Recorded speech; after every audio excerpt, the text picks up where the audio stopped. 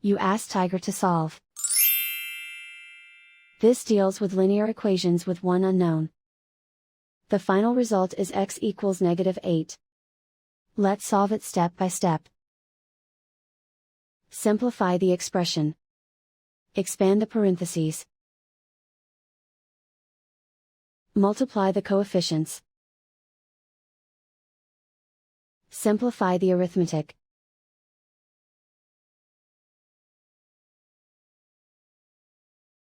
Group all x terms on the left side of the equation.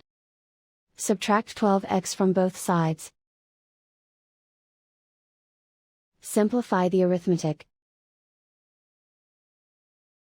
Group like terms. Simplify the arithmetic. Isolate the x. Divide both sides by -4. Cancel out the negatives. Simplify the fraction.